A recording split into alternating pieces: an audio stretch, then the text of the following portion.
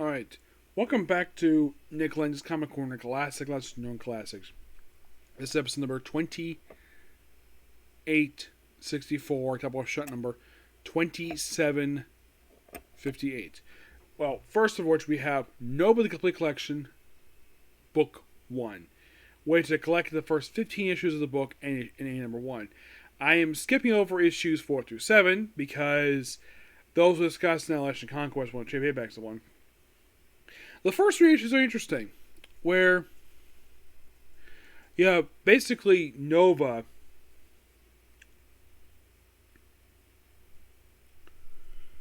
dealing with some alien threat and planetfall, and then pretty much at the end of this issue, he goes on the ship, and he finds scientists are all dead. Then he decides to just take shore leave and go to Earth, and then his signal is picked up by the SHIELD helicarrier, and the issue ends with appearance by Iron Man, who is referred to as Director Stark.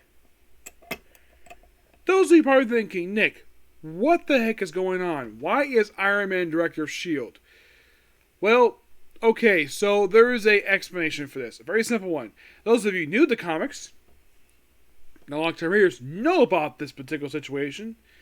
Okay, it's kind of explained in the issue. So, at the end of Civil War I, Iron Man was put in charge of S.H.I.E.L.D. and the Initiative.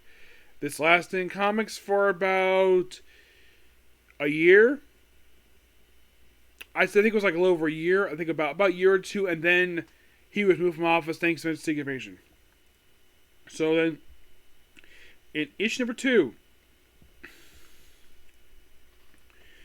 he goes home to his house. By the way, issues 2 and 3 are part of the initiative storyline. He goes home, and he walks to his front door in his Nova outfit, and his parents are scared of him. Now I'm thinking, reading this, I'm like, wait a minute. They've known he's Nova since Volume 1. Toward the end of Volume 1, that's when they found that he was Nova, and they were perfectly accepted about it. Here, it's like Abnett and Lanning, they apparently didn't know how to write this couple properly. By the way, Richard's brother Robbie is not here. He just popped up in the book toward the end of the book is almost over, where he's working for Project Pegasus. So, at first, speaking Cree, get out of my house. Then he apologizes, and he takes up his helmet, oh, it's Rich. And he just chillaxes. So, yeah, apparently he kind of knows about the whole, and there's a whole thing about registering, they mentioned something you should register. Oh, first thing they mention is that New Warriors are dead. Well, the version who was part of the reality show from the New Warriors Volume 3 book, which was a miniseries discussing interesting book, not terrible, and they're all dead, and then Justice explains, then he leaves to basically think things over. And then Iron Man shows up at his door. Yes, Iron Man. With SHIELD soldiers and 2 tanks pointing guns at him at his house. And he just goes with no problem because he does not want any trouble. He does not want any damage to his parents' house. So then he explains of what happened. Explains the whole Civil War stuff, which kind of knew vaguely about. Oh yeah, and here's the thing. He mentions about the advanced annihilation to Tony Stark.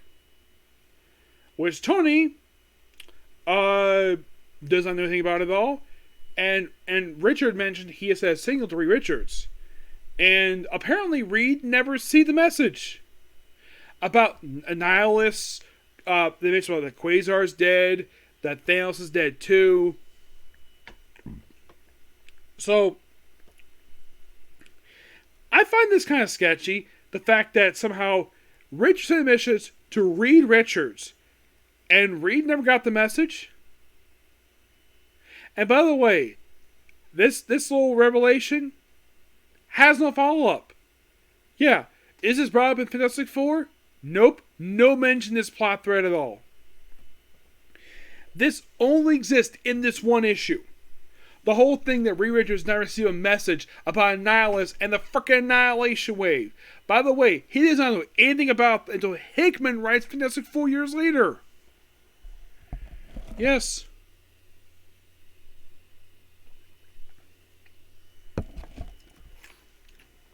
Of course, he also tells Tony that Nova Corps is all dead, and the world mind in his head.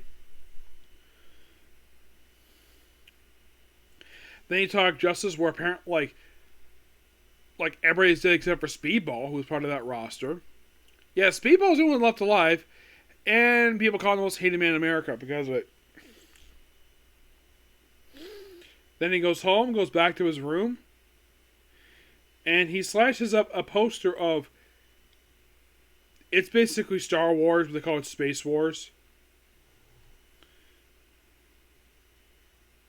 Yeah, I find it interesting that I look at this, I'm like, okay, so this is the art, like, because this is several years before Disney bought Marvel and before Disney bought Lucasfilm.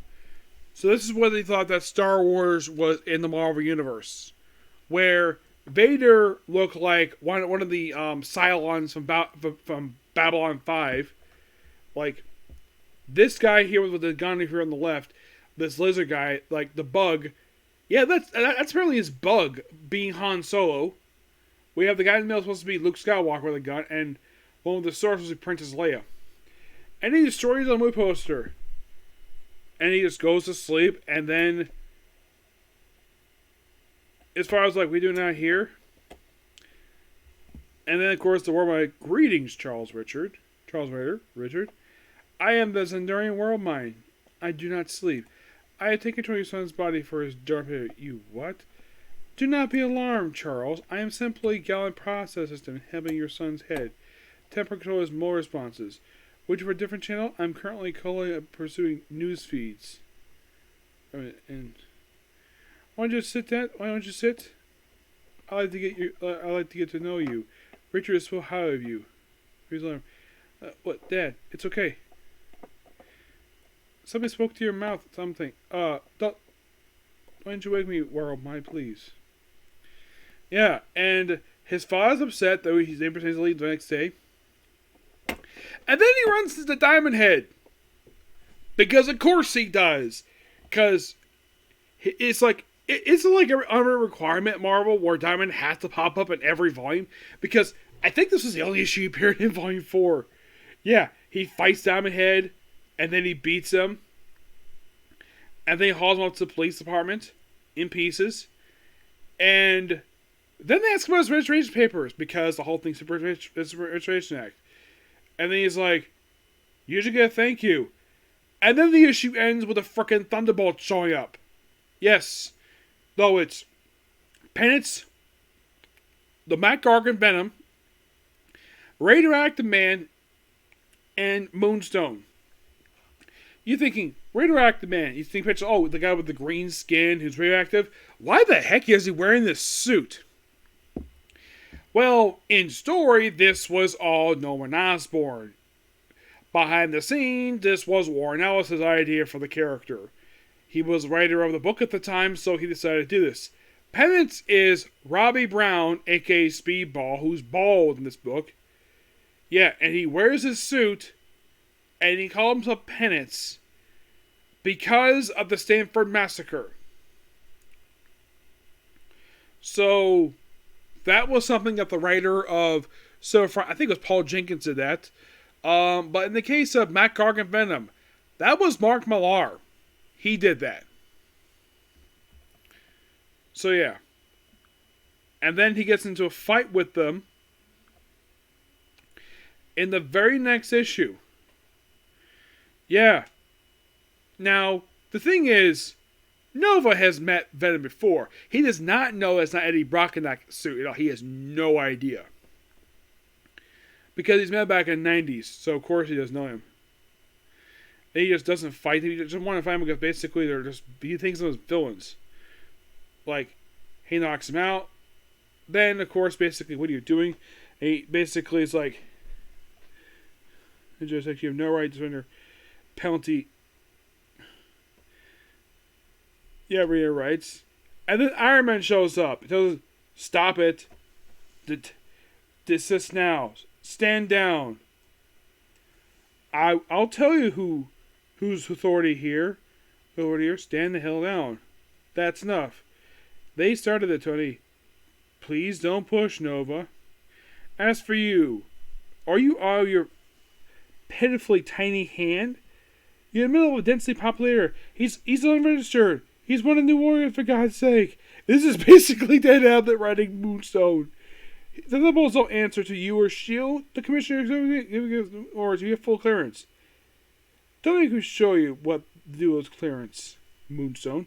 Pack up, ship out, and tell Norman Osborn to expect a call from me later. And they go back to the Thunderbolts book. Yep. And Penance basically talks later about we need to talk. Probably not. Isn't the best spot. Got a better session. Yeah, and they go to his old high school, which, according to this, they shut it down after he stopped going there.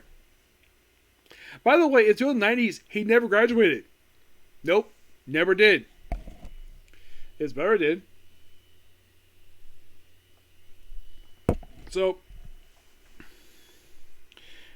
he's not happy with all the changes. He went to Iron Man for a while, and then he leaves. And then, of course, he goes back out of space. His parents are not happy with him for it. But he's no trust him. And then he talks to Penance, which, yes, this is Rod Brown. It's like, of course, he says, Rod Brown is on Penance. And he doesn't fight him, per se. He just says, goodbye, Robbie. The Turner is not. And then, of course, he briefly hijacks his parents' TV. Says, sorry, I had for a moment. Richard, honey. I couldn't do this face-to-face. How about it? I fought intergalactic warlords. I'm the Battalion person. I'll be gone for a while. I'm needed elsewhere. Something makes sense. The job has to be done. I think I'm going to do it. I don't want you to worry about me. I'm pretty good at this now. I'll send you a postcard or something. Mitzi loves them. That's it. Retarded programming. And I gotta admit, that was nice. And he flies off to Annihilation Conquest, which is discussed issues already. So, moving on to issue number 8. Which, of course, this issue here is noteworthy for 2 big historical notes when it comes to the Marvel Cosmic Universe. Yep. The storyline is called Nowhere. You're thinking, wait a minute, Nowhere? You mean that big, humongous head in space that's the head of a dead celestial? Yeah, this is the issue that has the debut of this head, and Cosmo the Space Dog makes her debut in this very issue. Yeah, by the way, Nowhere is not this community, it's just a head. We see this female alien crying, which then she just dies. She turns on him, becomes like she has to kill him.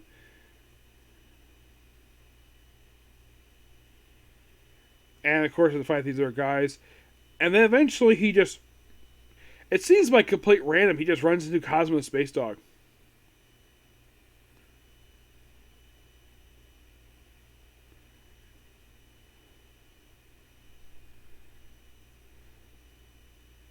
Couldn't speak because you see, Cosmo is telepathic. Yeah. So, then of course basically escorts him to a certain area and tells him about Nowhere, which this later becomes the headquarters, the first headquarters of the present-day version of Guardians of the Galaxy. Yeah, this storyline is basically this place's debut. And it basically deals with zombies. The place is virtually abandoned. It does not become populated until a bit later. Yeah, it takes him all around. Before he leaves, by the way, here's basically Nowhere. Exterior appearance. This is what it looks like outside.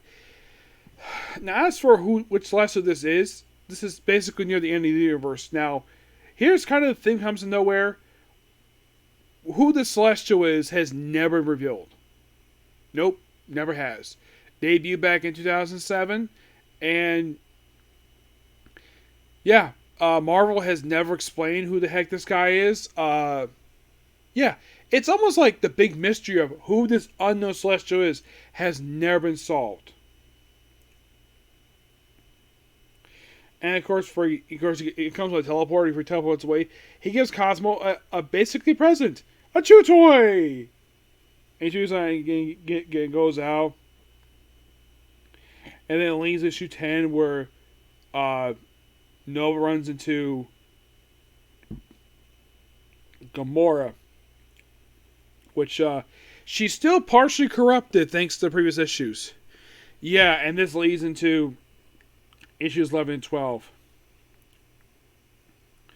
And of course, Nova becomes briefly corrupted too again, like in review of the previous set of issues. And then we move on to the Nova Annual. Which, here's a fun fact about this annual. Did you know this is the first ever annual for Nova? One of only 2 that were ever released for this entire series. The other one was released for Volume 5. When Sam Alexander was Nova. And you can tell by the cover, it's a clear homage to Nova number 1. From the 70s. And basically, this whole book is a retelling of the origin story of Richard Rider when he became Nova. That's basically what it's a modern retelling of it. That's basically what it's saying. It's not a reprint, it's a retelling.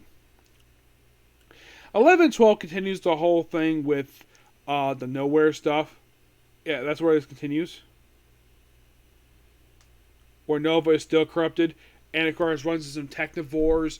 It also meets up with Warlock from New Mutants, which is awesome. Yeah, it's a really good set of issues. I personally love it. And then moving on to issue number 13. Where it's basically Nova dealing with Galactus. And the Silver Surfer. And it's just a standalone issue. It's just him on some alien planet just doing stuff. And then the issue ends where he basically is being choked by the Silver Surfer. Yeah. Yeah, basically it's all about Silver Surfer for the next couple issues. We're dealing with also Galactus. Which, yeah, I love it. It has nothing to do with Annihilation and Conquest, but it's mostly the aftermath of that. That's basically what these issues are, the aftermath of Annihilation and Conquest. And it wraps up issue 15.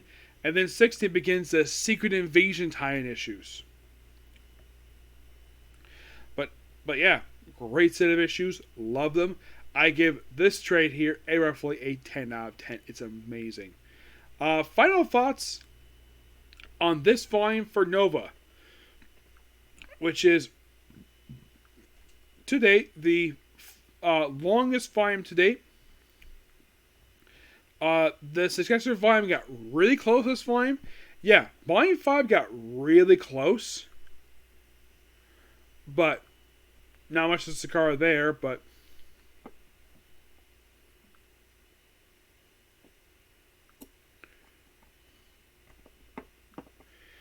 yeah, it was roughly about if it had lasted for another 6 issues, it would have broken this volume summary. Can you believe this volume lasted for 36 issues?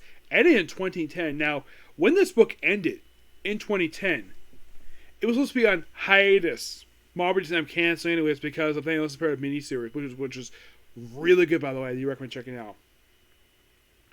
But this run was pure awesome. I actually own one of the trades. I tried to find book 1. I've never been able to find it.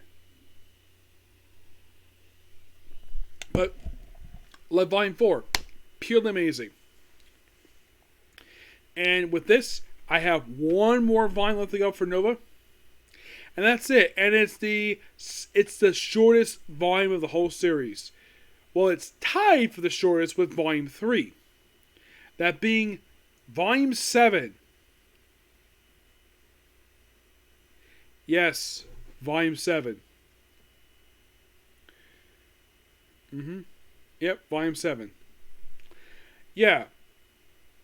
I'll get into what goes on in that book later on. So, moving on to Infinity Incorporated issues 25 to 40. I originally stopped at 40, but 40 is a two-parter that involves Johnny Thunder.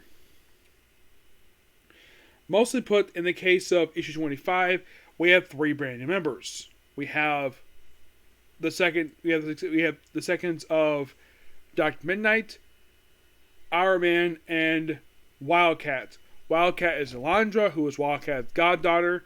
Dr. Midnight, Bev Chapel, is Charles's assistant. And the second Iron Man is the son of the original Iron Man, Rex Tao. This is Rick. Yeah.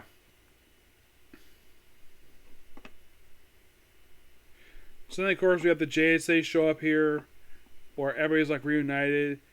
As Nucleon calls the Atom Uncle Al. Yeah, so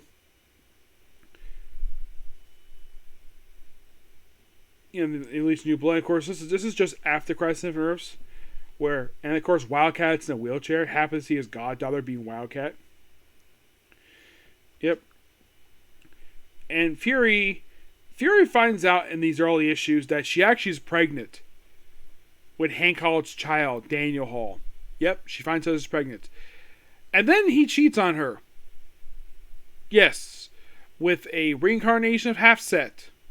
Half-Set is no enemy of Hank Hall, of Hector Hall's father, Carter Hall. And Fury, of course, remembers that she is. We do see briefly. They do mention here deaths of like Earth 2 Robin, Earth 2 Huntress, Earth 2 Wonder Woman died, Earth 2 Steve Trevor died, and also Earth 2 Green Arrow.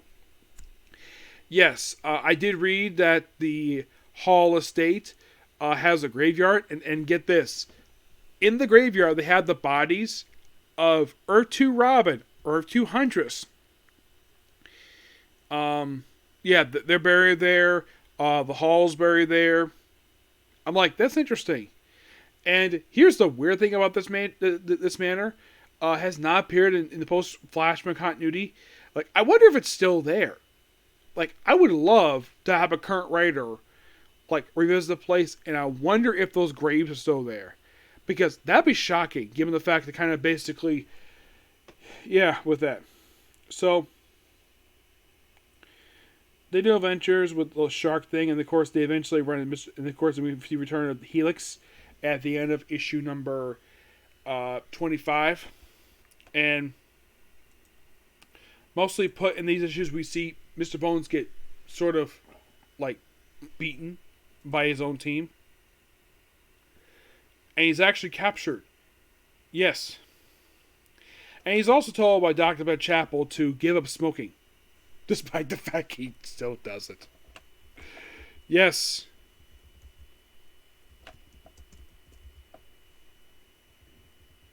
Which I found to be quite interesting, the fact that he still smokes.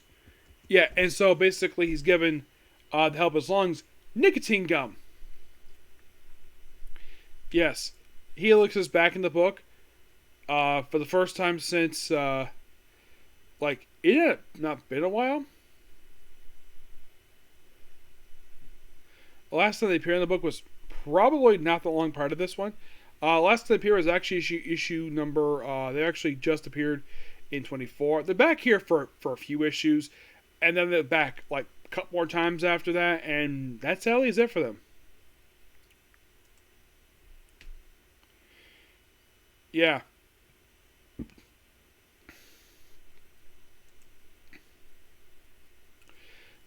Yeah. Then, of course, and here's the weird thing also. Nucleon, for some strange reason, starts sleeping with Lila. Yes. He starts sleeping with her. It doesn't go anywhere at all. Not really.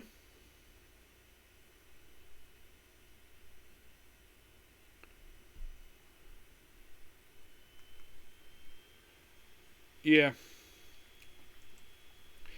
Yeah, as for the whole... And Hector Hall slowly... and the whole thing, Mr. Bones, it's like they fight Helix for a little while.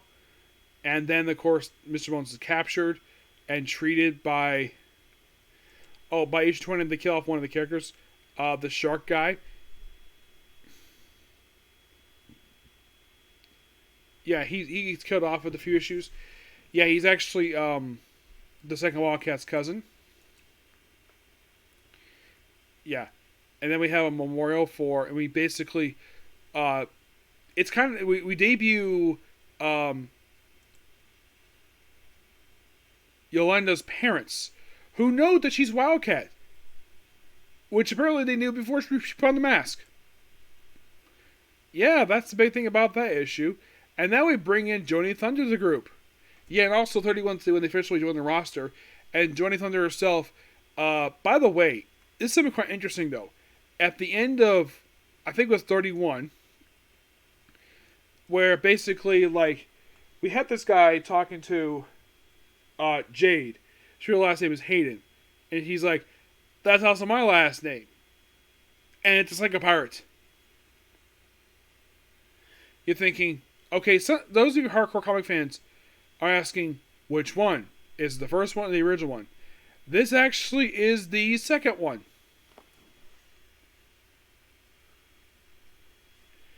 Yeah, the second Psycho Pirate. The original one long since died. You got killed off in the pages of Showcase.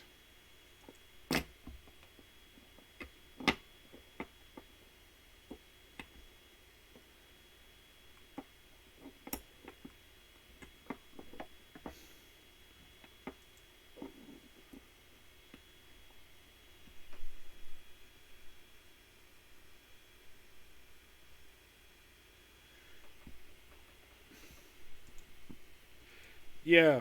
And just by sure, now you might be thinking, is Second Pirate related to Jade? Not really. It just have the same last name. They're not related. And also, he's working with Joni Thunder's Thunderbolt in these issues. Yep. And she has turned evil after basically appearing in the Joni Thunder miniseries. She's here for pretty much issue 32, and then she takes a break, comes back for that two-parter, where she is finished. Yep, they kind of wrap her up with issue 41. Yep, 33 is the origin of Obsidian. Basically, the big thing about this issue is that we get the first chronological appearance of Obsidian's costume, where Jade made him a costume. And then we have issue number 34, where the Global Guardians show up in the book. Yes, they're here for a few issues. Excuse me, yes. Yeah, they're only here just for a short period of time. They're here from 34 to like 37. Though they make a big difference in 32, but yeah, they're involved by a team of Stork with them. And members here in these issues are Green Flame became Fire, Iceman became Ice, Rising Sun, and Tasmanian Devil. Rising Sun himself got killed off in Final Crisis Dance. Tasmanian Devil. Yeah, he actually stopped appearing just prior to Flashpoint. And the whole thing with 34, 37, like I mentioned, it's basically a multi-age team up, which also follows the return of the Injustice Society as Injustice Unlimited, who had debuted in 34, and they're here for quite a while. Mm-hmm. They're here for a few issues, and they come back toward the end of the book. And the leader is basically the Wizard with Dummy. The other members are Artemis, Icicle, Hazard, Huntress, Sportsmaster, Shade, Fiddler, Soundgarden, who becomes a good guy in this book, and the Harley Quinn. Not the original one. No, this is the second one. Macy Cooper.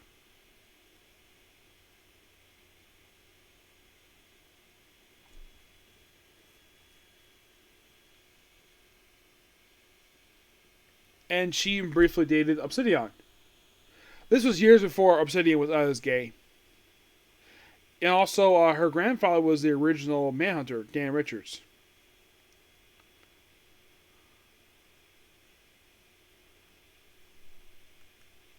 Yep.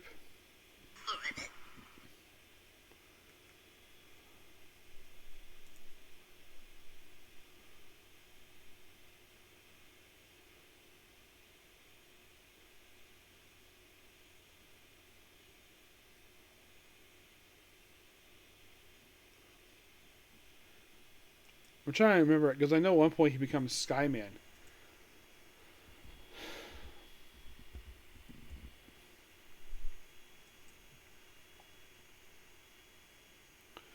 Yeah, the Star Springer can become Skyman. Sylvester Edmonton. He becomes Skyman with basically like issue 31. He becomes Skyman. Yeah, that's why he became Skyman with issue 31. And he was like that for pretty much the rest of the book. Mm-hmm. Yeah. I do enjoy the Injustice Unlimited. Yeah.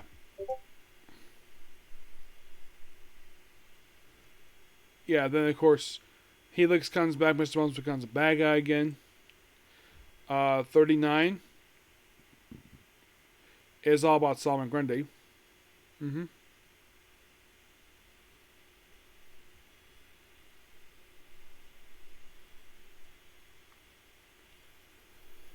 Which is basically Rick Hines not related to Solomon Grundy because Christ never already happened.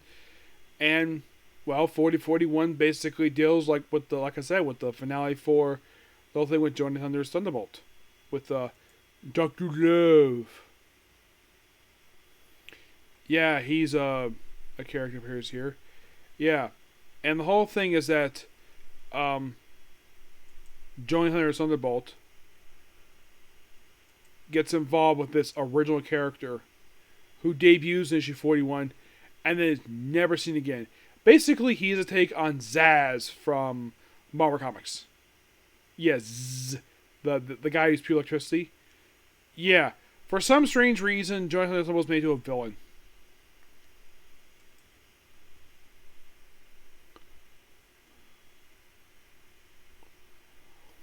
But the thing is, it's Roy Thomas. He created the character, so of course, basically, he would do that.